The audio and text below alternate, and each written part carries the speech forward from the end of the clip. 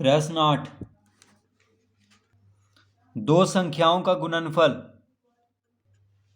67,03,335 है। यदि इनमें एक संख्या 543 है तो दूसरी संख्या निकालिए।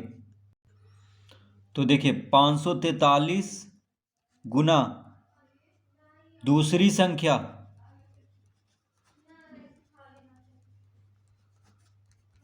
543 गुना दूसरी संख्या बराबर लिख लेंगे 67,03,335। तो कह रहा है कि दो संख्याओं का गुणनफल कितना है 67,03,335। यानी दो संख्याओं का गुणनफल दिया हुआ है, उनमें से एक संख्या कितना है 543 है, तो दूसरी संख्या निकालिए। तो दूसरी संख्या पूछ रहा है, तो 543 गुना दूसरी संख्या बराबर लिख लेंगे 67,03,335। क्योंकि दो संख्याओं का गुणनफल दिया हुआ है इतना, एक संख्या दिया हुआ है, दूसरी संख्या ज्ञात करना है, तो इस तरह लिख लेंगे। तो दूसरी संख्या बराबर हो जाएगा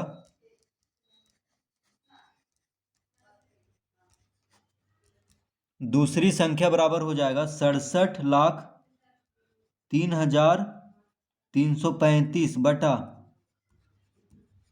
543। तो 543 जो है दूसरी संख्या के साथ गुना में है। देखिए तो 543 क्या है, गुना में है, बराबर के बायां तरफ। देखिए बराबर के इधर बायां तरफ हुआ और इधर दायां तरफ। तो 543 को जब बायां से दायां तरफ भेजेंगे तो भागा में हो जाएगा। यानी 67,03,335 को 543 से भाग दे देंगे। तो 543 जो है बराबर के बायां तरफ गुना में है, तो इसको दाएं तरफ भेज देंगे, यानी बराबर के दाएं तरफ, तो भागा में हो जाएगा। तो इसका मतलब हुआ कि 67,03,335 को 543 से भाग देना है। तो यहाँ पे हम लिख लेंगे 543 भागा 67,03,335। तो 543 से इसको भाग देते हैं, तो देखिए एक बार में लगेगा, क्योंकि यहाँ पे 670 है। तो 543 गुना 2 करेंगे तो आ जाएगा 1086। लेकिन यहाँ पे क्या है 670 है, इसीलिए एक बार में लगाएंगे। 10 में से 3 गया 7, ये हो गया 6, 6 में से 4 गया 2, 6 में से 5 गया 1, तो 127 बच गया यहाँ पे। तो अब क्या करेंगे, ऊपर से ये 3 को उतार देंगे। अब देखिए 2 बार में लग जाएगा। तो 543 गुना 2 होता है 1086।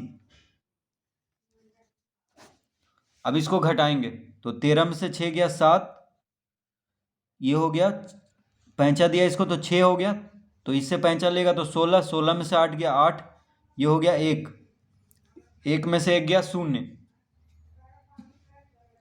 अब ये 3 को उतारेंगे ऊपर से, तो 3 बार में लग जाएगा। अब तो 543 गुना 3 कितना होगा, 3 तिहाई 9, 4 तिया 12, हाथ में रहा 1, 5 तिया 15, 1 16, यानी 1629 हो जाएगा 543 गुना 3।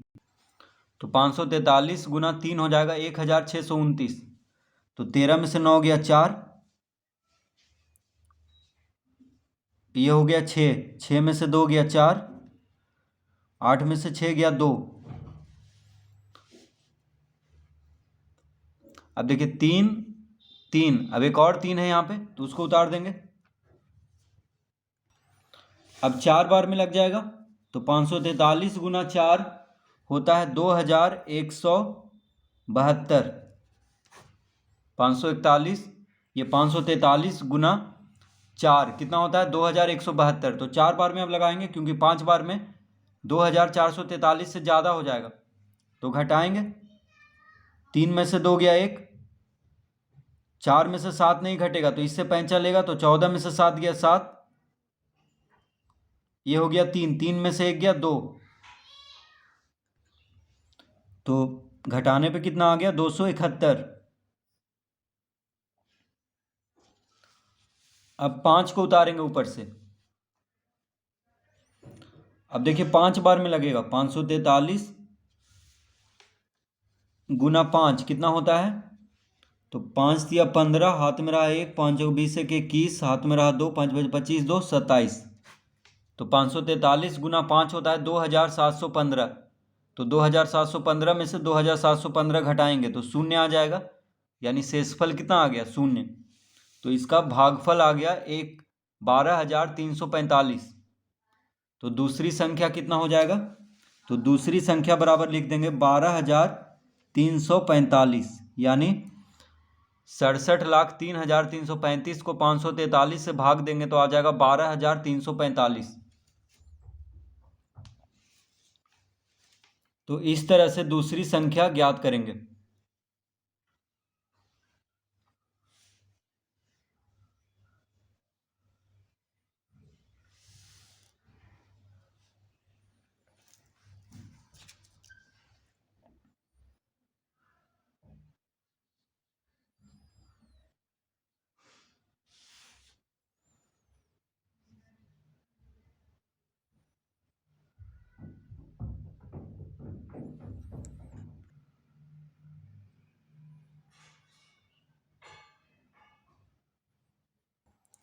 प्रश्न 9,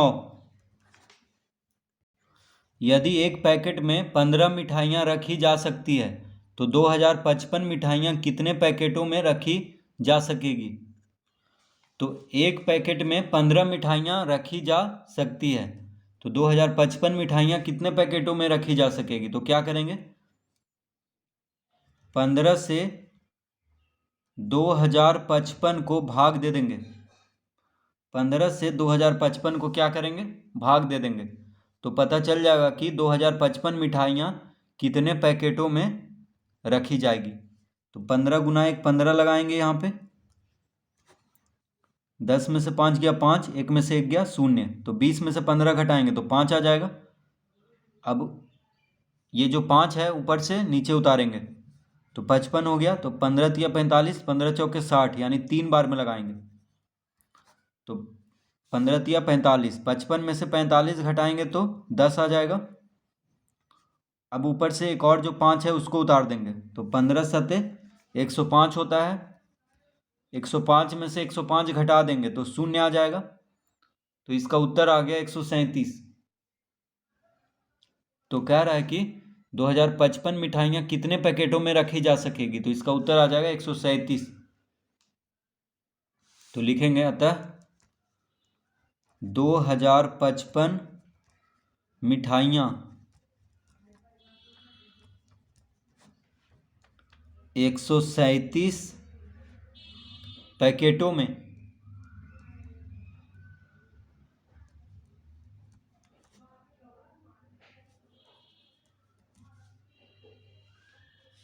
दो हजार 55 मिठाइयाँ 137 पैकेटों में रखी जा सकेंगी। तो इसका उत्तर आएगा 137। तो क्या करना है इसमें? 2055 को 15 से भाग दे देंगे।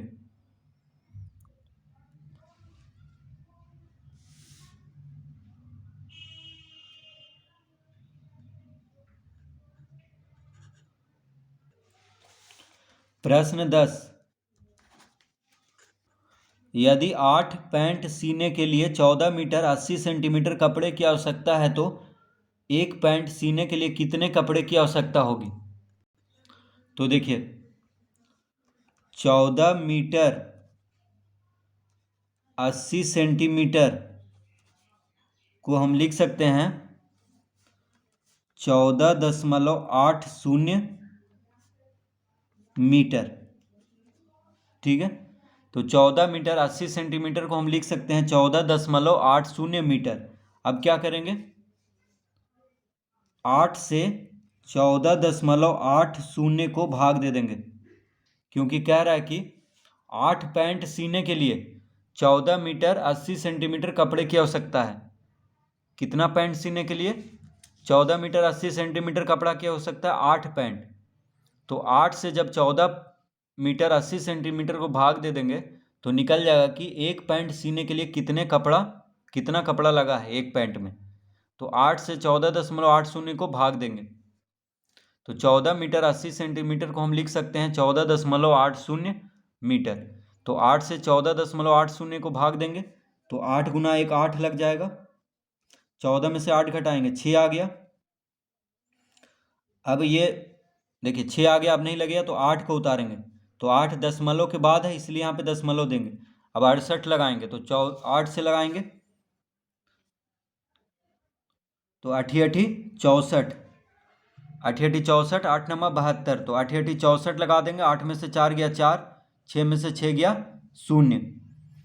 अब ये जो 0 है इसको उतार देंगे तो 8 5 40 होता है, तो यहाँ पे 40 लगा देंगे। तो 40 में से 40 घटाएंगे तो 0 आ जाएगा। तो कितना आ गया देखिए 1.85, तो आ गया 1.85 मीटर। देखिए ये मीटर में आएगा, ठीक है। तो 1.85 मीटर का मतलब हो गया, तो 1.85 मीटर बराबर हो जाएगा 1 मीटर 85 सेंटीमीटर। देखिए दशमलव हटाएंगे तो मीटर और सेंटीमीटर में ये बदल जाएगा, तो 1 मीटर 85 सेंटीमीटर हो जाएगा, ठीक है। तो एक पैंट सीने के लिए कितना कपड़ा की आवश्यकता है? 1 मीटर 85 सेंटीमीटर। तो क्या करेंगे हम यहाँ पे 14 मीटर 80 सेंटीमीटर को पहले मीटर में बदल लेंगे तो हो जाएगा 14.80 मीटर। फिर 14.80 को 8 से भाग दे देंगे तो आ जाएगा 1.85 मीटर। अब क्या करेंगे 1.85 मीटर बराबर हो लिख लेंगे 1 मीटर 85 सेंटीमीटर, यानी मीटर को मीटर और सेंटीमीटर दोनों में बदल लेंगे यहाँ पे। तो लिखेंगे अतः एक पैंट सीने में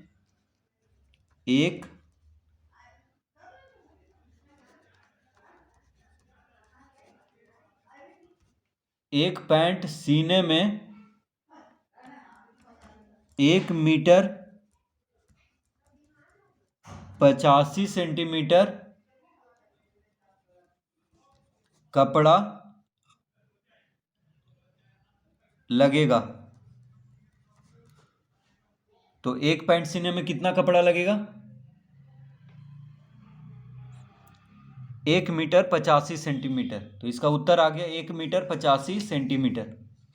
तो इस तरह से प्रश्न 10 हल करेंगे।